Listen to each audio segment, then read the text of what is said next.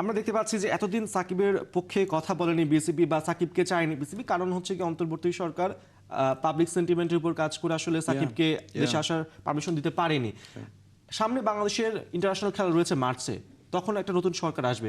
So এই যে ক্ষমতার পালা বদল হচ্ছে, এটাই কি আসলে বিসিবি বুঝতে পেরে তারা কি এখন কি ভুল পাল্টে ফেললো? ওই যে মানে এটা তো আসলে আর শুধুমাত্র বাংলাদেশ ক্রিকেট বোর্ড ক্রিকেটীয় সংগঠন না, এখানে রাজনৈতিক প্রভাব তো স্পষ্টই। ফলে আপনি আজকে যে কথাটা আজকে দাঁড়িয়ে বলতে পারছেন, ঠিক 1 মাস পর ততদিনে নির্বাচন হয়ে যাবে, নতুন সরকার আসবে, নতুন মানুষ, নতুন পলিসি, তখন আপনার কথাও বদল হয়ে যাবে।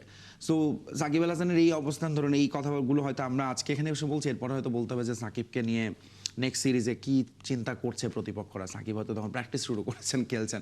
Nothing is impossible. কারণ যখন রাজনীতিতেই বলা হয় শেষ কথা বলে কিছু নেই, এটা বোধহয় ক্রিকেটের ক্ষেত্রে এখন প্রযোজ্য হয়ে যাচ্ছে। কারণ ক্রিকেট বোর্ডে যখন এরকম ছায়া রাজনৈতিক প্রভাব থাকে, সেটা আসলে অস্বীকারের এখন উপায় নেই। নানাভাবেই এটা আইসিসির যদিও একেবারেই গঠনতন্ত্রেই বলা হচ্ছে কোনোভাবেই রাজনৈতিক প্রভাব এটা তো থাকা যাবে না, কিন্তু এটা আসলে কখনো এড়ানো যায়নি।